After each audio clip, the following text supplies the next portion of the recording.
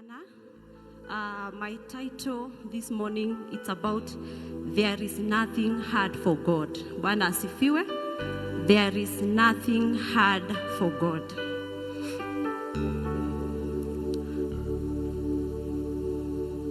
There is nothing hard for God. Turn with me in the book of 1 Samuel. You can project for us in the book of 1 Samuel. 1 Samuel. The whole of the week I've been meditating about wonderful women in the Bible and the great testimony that they had. Bwana asifiwe. And I decided that today I'm going to speak about Hannah, and I'm Hannah. Bwana asifiwe. So 1 Samuel chapter 1, tusome pamoja. 1 Samuel, yes. Now there was a certain man of Ramathozoom of Mount Ephraim, and his name was Elkanah, the son of Jelaham, the son of Erich, the son of Tohu, the son of Zaph, and Ifrit. Bwana asifiwe. Tumeambiwa hapa about, we've been introduced to somebody called Elkanah. I was trying to look at a small background about this land. Nilikuwa ametoka Ramathaim. Nilikuwa naona that it was a city that did not have a king. Bwana asifiwe. The city of Ramathaim, it was a corrupt country. It was a wicked country. It was a place, a city, a place where there was a lot of wickedness yenye ilikuwa inapraktisiwa. That city where Elkanah came from, kulikuwa na mambo mingi sana because it was a moment of transition from judges to monarchy. Bwana asifiwe. So it was a place where kulikuwa kuna practisiwa very wicked things. This person Elkanah, in verse 2 tunaambiwa, and he had 2 wives. The name of the one was Hannah, and the name of the other Peninnah. And Peninnah had children, but Hannah had no. Bwana asifiwe. Here tunakuja kuintroduciwa that this great man Elkanah, he was a wonderful person. But tunaona according to the book of Genesis, how we are told about one man, one wife. He was a polygamy. Bwana asifiwe. Elkanah was a polygamy. He had 2 wives. But one was Hannah, the other one was Peninnah. Maybe the reason as to why alifikiria kupata another person, it's because maybe aliona Hannah hapati mtoto, so akaona maybe I'll have to katafuta another wife. So that's why I'll introduce Peninnah in his life, so that maybe wangepata mtoto. But tunaambiwa Hannah had no children. Bwana asifiwe. And God had closed his womb. Bwana asifiwe. So verse 3, and this man went up out of his city yearly to worship and to sacrifice unto the Lord of hosts in Shiloh. And the 2 sons of Eli, Hophni and Phinehas, the priest of the Lord, were there. Bwana asifiwe. So Hannah hakuwa na mtoto. And all of us as mothers, today being a Mother's Day, I want us to look at the value of a baby. Bwana asifiwe. Was trying to look importance or the value of a baby now that tumesikia Peninnah did not have a baby. Hannah did not have a baby. So nilikuwa nafikiria that the life that this woman of God was living, according to us today, if we were to look at the way we view things today, those days of Elkanah, those old days, whenever a woman did not have a baby, alikuwa naona she is cursed. Bwana asifiwe. It was a curse that kwa nini yeye hapati mtoto. Then we all know that when you have a baby, there's that value. Bwana asifiwe. Hata ukisimama kwa mama wenzako that you are a mother. Bwana asifiwe. So that's now the value that to make a woman complete.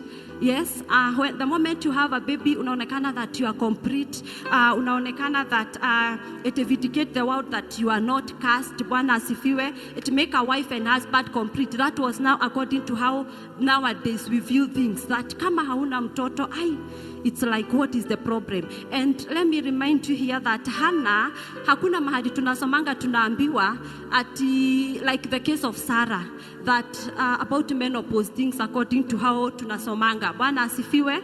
Hapa we know that Hannah, hakuna tunasikianga ati she had menopause. No, Hannah, it's God who had closed her womb. So here walikuwa na Penina, and you can imagine that kumepata Penina ameintroduciwa because yeye hapatangi mtoto. Sijui kama I want us tujiweke kwa mguu ya Hannah so that tuone this woman mambo yenye alikuwa anapitia. Bwana asifiwe.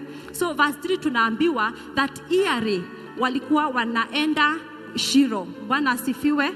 Shiro was a tabernacle for sacrifice according to the book of Deuteronomy chapter 12. Bwana asifiwe. Shiro was a place where they used to go to do their sacrifices. So sijui kama una imagine that this is a family. Hannah is here, Penina is here. Penina akona watoto wake, Hannah hana watoto. Then they are going to Shiro to sacrifice. That was a tabernacle that God had consecrated. Bwana asifiwe. Then wakati wanaenda, yeye Hannah anakotuna the husband because hana watoto. It was a place where they would go to sacrifice the things, to offer their sacrifices. Verse 4 tunaambiwa walikuwa wanaenda wanapata the sons of Eli. This is Phinehas and who? Phinehas and Hophni. Then 4 tunaambiwa, and when the time was that Elkanah offered, he gave to Penina his wife and to all her sons and her daughters portions. Bwana asifiwe. But unto Hannah he gave a worthy portion, for he loved Hannah, but the Lord had shut up her womb. Bwana asifiwe. So sijui kama unaona that what was so unique to Hannah that alikuwa anapewa double portions. Bwana asifiwe. And remember that this woman of God Hannah, I think ukiangalia in our physical eyes, she didn't deserve to be given double portion. Why? Because we can see that Penina ni alikuwa na watoto wengine, akona watoto, akona family, but Hannah didn't have anybody. So here ilikuwa inifunza that sometimes when God is blessing us, haangaliangi that we deserve it. Bwana asifiwe. Hannah did not deserve to receive a double portion because tunaona that Penina niye alikuwa na watu, but who is God? Alikuwa anatumia Elkanah to give double portions to Hannah despite her condition. Bwana asifiwe. And then number 6 tunaambiwa, and her adversary also provoked her so for them make her fret because the Lord had shut up her womb. Bwana asifiwe. The adversaries were who? Penina. Penina, there is nothing wrong than a household enemy. Bwana asifiwe. Penina was a household enemy because every time alikuwa anamuprovoke. Every time angemwamgeresha vibaya. But if there is something that I'm thanking God for this morning, that whenever Hannah alipitia all these things, we never saw Hannah complaining. We never saw Hannah asking Penina, why are you doing this to me? Bwana asifiwe. Then tukiendelea hapo 7, and as he 6, and her adversary also provoked her so for to make her fret because the Lord had shut up her womb. 7, and as he did so year by year, when she went up to the house of the Lord, so she provoked her. Therefore she wept and did not eat. Bwana asifiwe. You can see this woman of God, Hannah, the life that she was living, weeping and even asking and wondering, God, what is wrong with my life? Then here we can see Penina provoking her, telling her things that are not blessings. Bwana asifiwe. Kumwambia mambo ambayo you are with her. This person, this Penina, she used to see her every morning. She woke up, every time Penina is there, speaking evil, telling her ABCD. Bwana asifiwe. I want you to try to imagine ama ujiweke kwa mguu ya Hannah, the kind of life that she used to live with her enemy in the house. Bwana asifiwe. So she used to weep, to cry every morning because of all these provocations.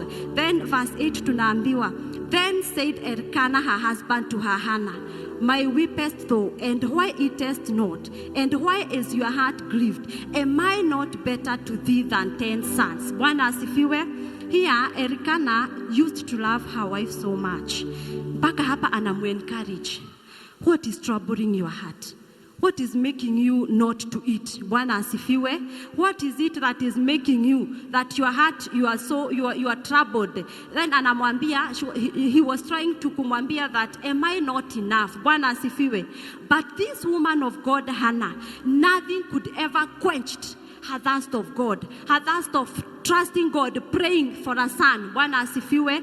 Hata kama the wife, hata the husband, when our husbands at times they come and encourage us and tell us this and this and this. We can see how this wonderful man of God Elkanah used to encourage. Na tunaona alikuwa anampenda sana from the way we saw how he gave her double portions. Bwana asifiwe. So nothing could have quenched her thirst of praying or even her being persistent to what she needed. Bwana asifiwe. Then verse 10 tunaambiwa, and she was in bitterness of soul and prayed unto the Lord and wept so. Bwana asifiwe. This woman, her heart was so troubled. Her heart was, alikuwa amefika mwisho because she needed a son but hana mtoto. Bwana asifiwe. I was trying to look at this when you are in pain. Bwana asifiwe. Ama when you want to pray something but your heart hata unashindwa unafanya nini. Like at times tunafikanga kwa maisha tunajipata that, oh God, this is a prayer item that I have been praying for years and years and years. Bwana asifiwe. I'm here to encourage us this morning. There is nothing that is hard for God. Hannah, she endured a lot of things. She endured a lot of this household enemy by the name Penina. She had children, but Hannah didn't have any child. But that one never stopped her from knowing what she needed from God. Bwana asifiwe. Maybe you are there and your prayer item or what you've been trusting God for, it has taken years and years. Be like this woman of God, Hannah. Hannah never gave up. She stood and she knew what she needed. Bwana asifiwe. Even as Elkanah was telling her, am I not enough? Am I not more than 2 sons and even more sons? Bwana asifiwe. She knew that I will persist mpaka I receive what I want. Bwana asifiwe.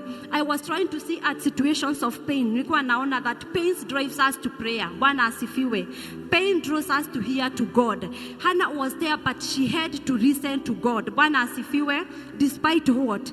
Pain makes us to be more dependable on God. Bwana asifiwe. Are you depending on God this morning? Or you have your forefathers? Or you have somebody that unashikanga mkono? Let us trust upon God this morning. Hannah never compromised her life.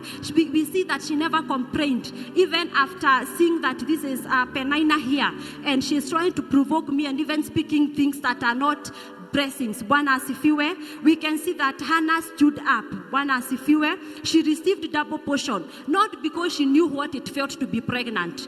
All of us here, maybe that we mothers hapa, we know the journey of pregnancy. Bwana asifiwe. Penina had gone that journey of pregnancy. The morning sicknesses are everything according to whatever we know that takes when you are a pregnant woman. But this one didn't make Elkanah to give her the double portion that she gave Hannah. Bwana asifiwe. This was a favor from God. But God blessed Hannah. It's not because she deserved it, but God gave her double portion. Bwana asifiwe. Hata wakienda Shiloh, those prayers of sacrifice, alikuwa anapewa double portions. Bwana asifiwe. So prayers from a place of pain leads us to peace. Tukiendelea hapo chini tutaona that there was a time ilifika mpaka Hannah akakuwa na peace. Bwana asifiwe. Let us continue. 11 inasema, and she vowed a vow and said, O Lord of hosts, if thou wilt indeed look at the affliction of thy handmaiden, and remember me, and not forget thine handmaid, but wilt unto thine handmaid a man child, then I will give him unto the Lord all the days of his life, and there shall no lazar come upon him. Bwana asifiwe. Here it's Hannah who was making a Nazarite vow. Bwana asifiwe. In the book of Numbers 6:321. Numbers chapter 6:321. This was what was expected for you to have what it takes. Bwana asifiwe. This was about the Nazarite vow that Hannah took.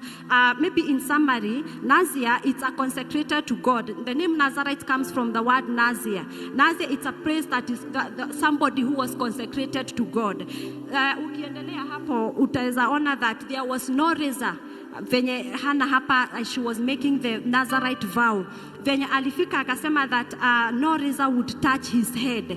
These people, kuna mambo mingi sana walikuwa wanafaa ku-observe, even no touching of dead. Maybe in your own time you read about why Hannah had to make this vow, about that no razor shall come upon his head. Bwana asifiwe.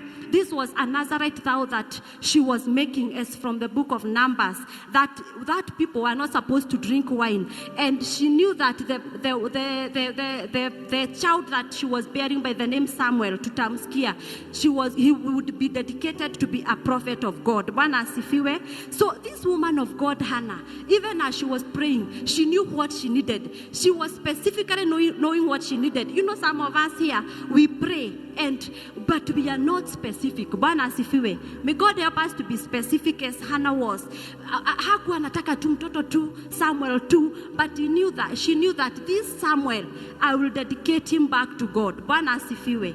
So this woman of God alikuwa amefika mahali mpaka anaona hata kama anapitia hii mambo yote, I will continue trusting upon God. Hakuna wakati tunaambiwa that aliamka asubuhi akasema that I won't go to Shiro, because you can see, tunaona the surrounding that she was in, yenye ingefika even us as a human being tunafikanga tunaona, no God, this is too much. Bwana asifiwe. What is it that you've been praying? Then you are being surrounded by things that are making you not to continue. I want to speak to you this morning. Let us be persistent. Bwana asifiwe. Hannah was very persistent, that no matter the surrounding environment was not conducive for her, Penina and everything, that would made her not to give up. Bwana asifiwe.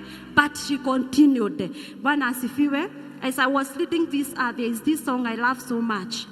Lord, you seem so far away, a million miles of what it feels today. Though I haven't lost my faith, I must confess like now, it's hard for me to pray, and I don't know what to say, and I don't know where to start. But as you give the grace, with all that's in my heart, I will sing, I will praise,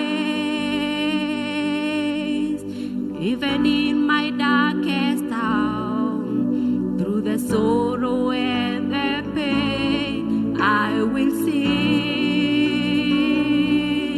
I will praise.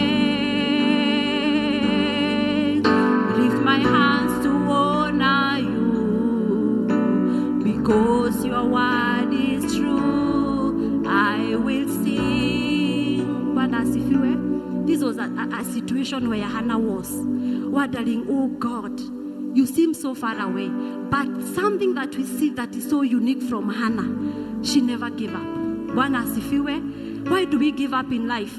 That we've been praying for something for years and years, that we were trusting God even for the resolutions that we made as we were beginning the year. But tunaona, oh God, where are you? Maybe you've been praying for that child. Hannah was here, she was praying for a child. And you are there, maybe you've been trusting God for a job. Maybe you've been trusting God even for your son or even your daughter. Our mama wenye tuko hapa. Maybe there's that prayer item you know, deepest your heart, that you've been praying and trusting God for. But it has taken years and years. I'm here to encourage us this morning.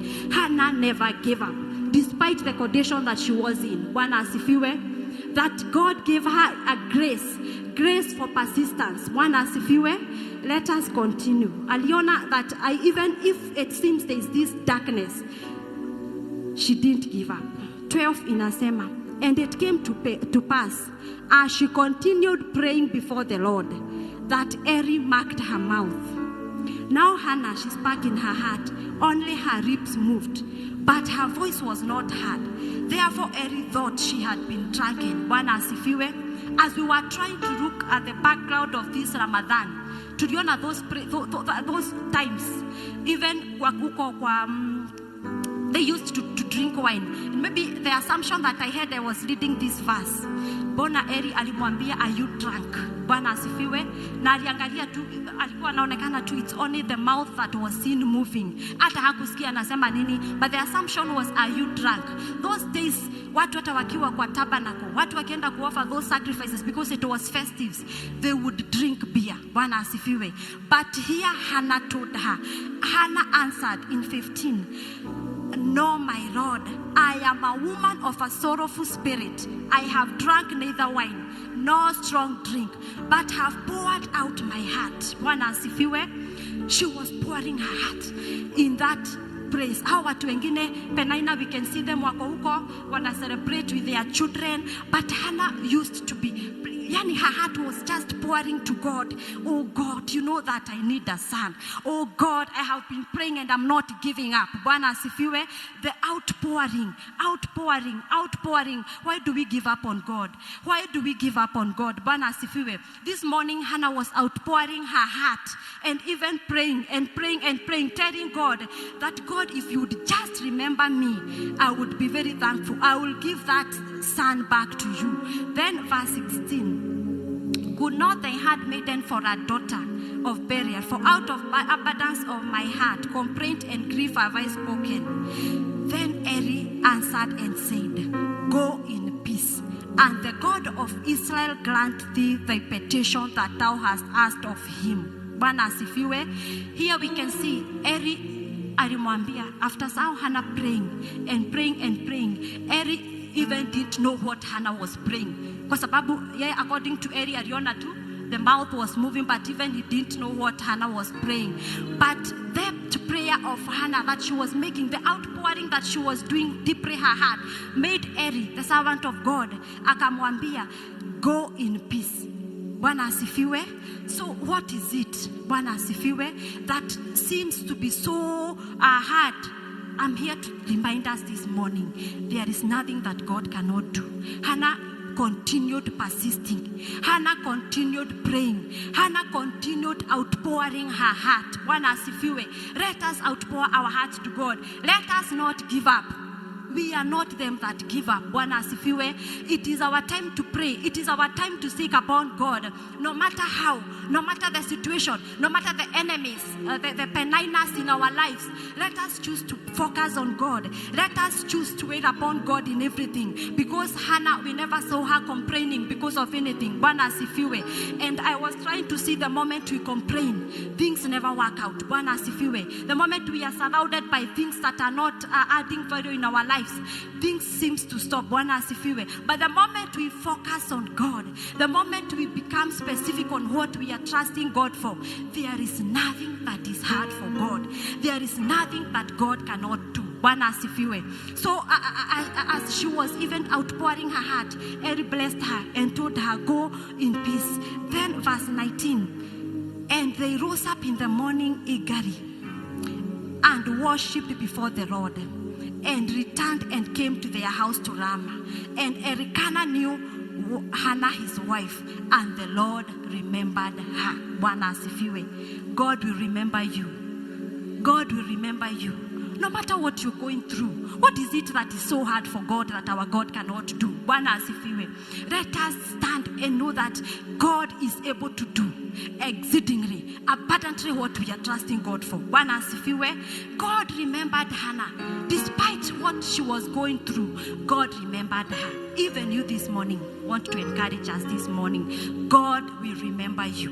In that situation you are in that child you've been praying for, in that thing that you seem that is not working, in that husband you've been praying for, in that wife you've been praying for, that situation that you've been praying for, you know it.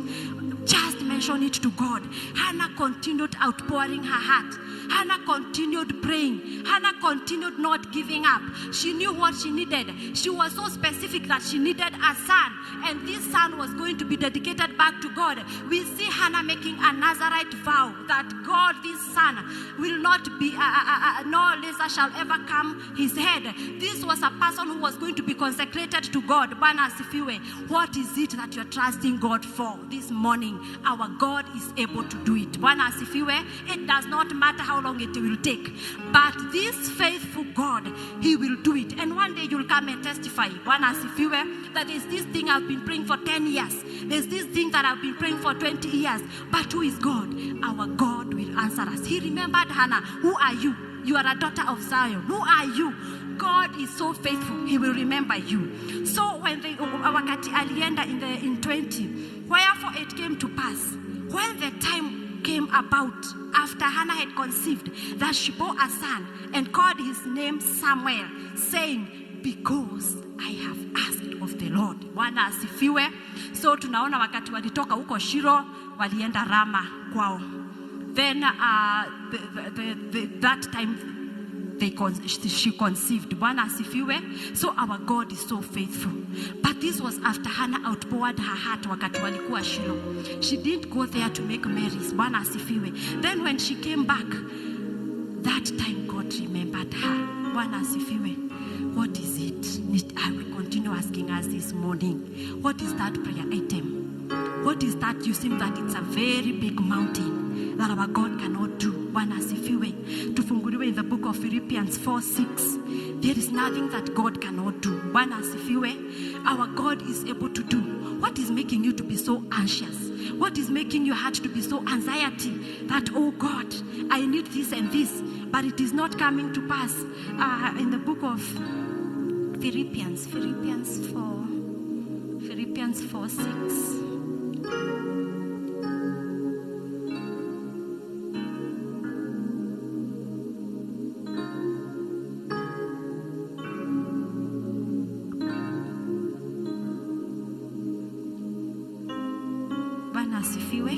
Philippians 4.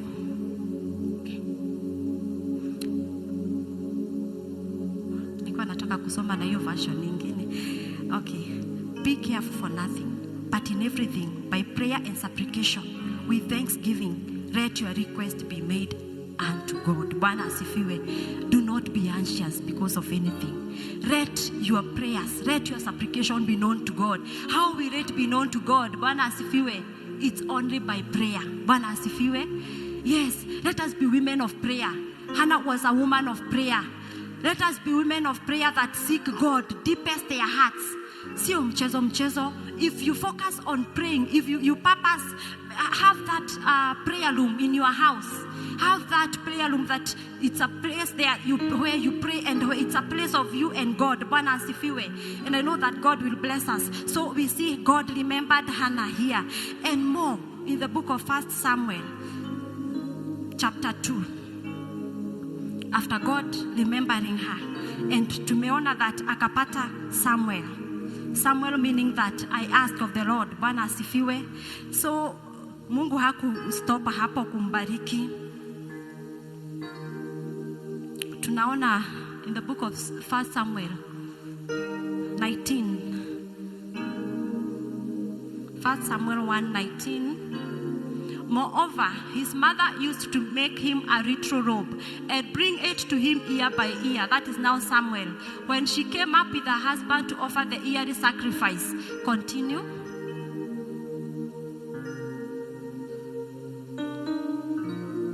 And Eli would bless Elkanah and his wife and say, the Lord give you descendants. Bwana asifiwe.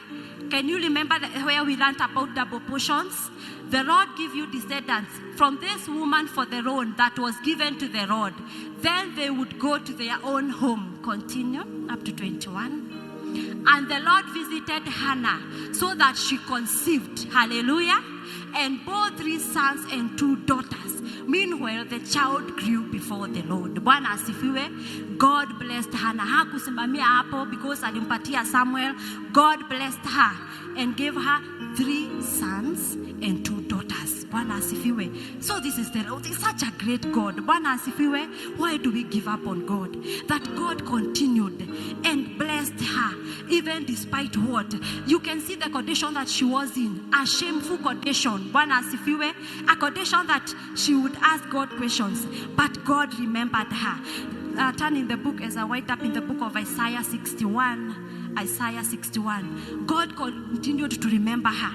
Some of us, kuna wakati tunajipatanga, tunaona that this situation that we are in, it's a shameful situation as Hannah was. But Hannah never saw her situation. Bwana asifiwe. This was a wonderful woman of God. Hata hakuangalia aone there's this person, there's this and this. She knew what she needed from God. In the book of Isaiah 61, 7, 8. God remembered Hannah and she gave her 5 portions. And so there was such a joy even when they were going to Shiloh. Bwana asifiwe. Wakati walikuwa wanaenda Shiloh, not at times when walikuwa wanaenda before, Penina with her children. Now this time hata wakienda, Samuel ako hapo, and she akapata another 3 sons and 2 sons. Bwana asifiwe. God remembered her and restored her. Instead of your shame, Bwana asifiwe, you shall have double honor. And instead of confusion, they shall rejoice in their portion.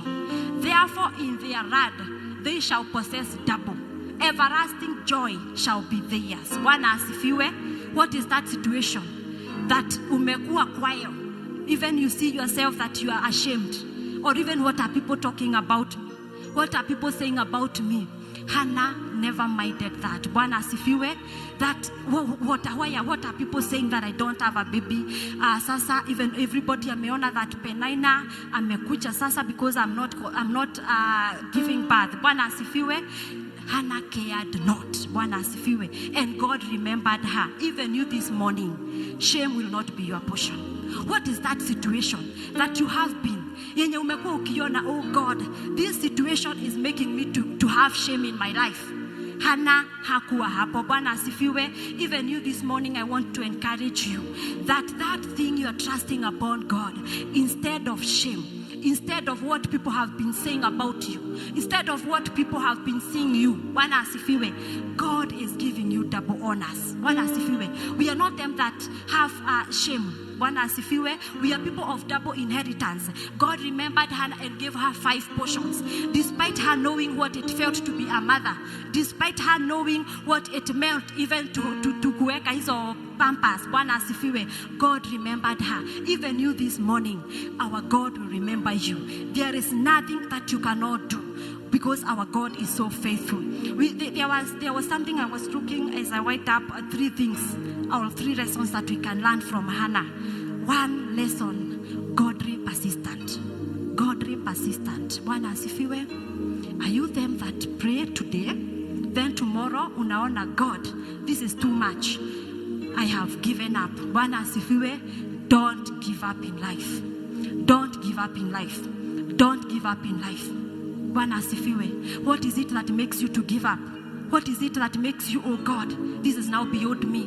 What is it that makes you to sing like that song we sang for Don Moen? Lord, you seem so far away, a million miles of what it feels today. I have not lost my faith, but I must confess right now, it's too hard for me to pray. Bwana asifiwe. What is that situation that makes you to be in pain? Yes, Hannah was. She was in so painful situation to an extent that she had to pour out her heart to God. Bwana asifiwe. Godly persistent. Persist. Omba kabisa. Omba kabisa. Bwana asifiwe. Don't give up. Usikubali roho ya kusema, now I have been praying for 1 month for this and this, but God is not answering. Bwana asifiwe. We are not them that give up too quickly. We are not them that give up. Hata kuona that Mungu umekaa sana. Just be persistent. Ukikinyane fio. Bwana asifiwe. Persist, persist, persist.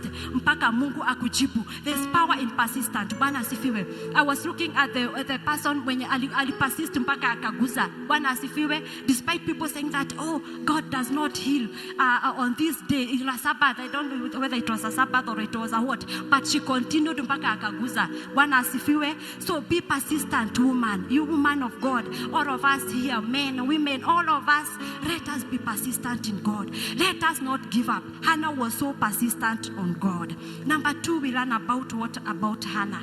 Waiting on God patiently. Bwana asifiwe. Can you ask yourself, the moment that you're waiting upon God, the heart that you wait God on, how do we wait upon God? Do you wait God in a murmuring spirit? Do you wait upon God asking yourself questions? Asking questions that you cannot solve? Bwana asifiwe. What is your situation? Can you meditate and ask God, how do I behave as I'm waiting upon you? Do you wait upon God patiently? How do you wait upon God? Bwana asifiwe. Waiting on God patiently, not murmuring. Hannah never murmured about her situation. Hannah never murmured about her Penina, the household enemy, Penina. Hannah never complained, but she knew what she needed. And she knew that even as we were going to Shiloh, I will go there, but my main objective in Shiloh, it is to pray. Bwana asifiwe. Number 3, what we learn about her, pouring out our hearts to God. Bwana asifiwe. When you come here to pray, how do you pray? Bwana asifiwe. Do you come here and even make vagabond prayers? Do you come here and make prayers that, oh my God, Bwana asifiwe. Let us, even as you are praying, know specifically what you need. Pray and even know that I am praying upon God who answers. Bwana asifiwe. Our God is so faithful, and there is nothing that she cannot do. Hannah fixed her eyes on God, the God only who hears. Bwana asifiwe. As this morning, please, let us know that there is a living God, a God who answers by fire, a God who blesses us, a God who remembered Hannah. Even you this morning, God will remember you. That situation that you have been, God will remember you. That thing that has been a mountain in your life, that thing that has been a mountain in your marriage, that thing that has not been adding up, if God remembered Hannah, and the same God is the God who had closed her womb. We never had anywhere that Hannah was in a menopause situation. No, God had closed her womb for God to be glorified. Bwana asifiwe. God glorified himself in Hannah's situation. That's why God closed her. So this morning, be encouraged that if God, the God who remembered Hannah, is so faithful to remember you this morning. Every prayer item that you've been praying, don't give up on God. Everything that you've been trusting God for, it is not our time to give up. It is our time now to be persistent. It is our time now to wait on God patiently. Not waiting on God murmuring. Not waiting on God asking yourself questions. It is your time to wait on God, knowing that, oh God, you are so faithful. I will wait upon you. If Hannah waited and God answered you, I will wait upon God. Bwana asifiwe. So this morning, let our heart be encouraged in the Lord. That is God who answers. That is God who remembers. I was trying to remember even about the story of Mordecai as I went up pastor. How God remembered him. Bwana asifiwe. Alienda tu kwa file, akaperuse file yake ikapatikana. Bwana asifiwe. Even as this morning, God will remember us. The situation that you've been, no matter how hard it has been, no matter how painful it has been, as Hannah was, Hannah persisted and she prayed. She poured her heart to God, and God remembered her. Bwana asifiwe. So continue praying, continue trusting upon God. Let not your heart be troubled. Them that trust upon God, Bwana asifiwe. Stop being troubled because of that situation. But now wake up, dust off yourself, and know that, okay, so the secret is only in prayer. Pray, pray, pray, pray. Persistently, and God will remember us. Bwana asifiwe. Mungu awabariki sana. Let us stand up, Naomi. There's this song I want us to worship. I have more than a song.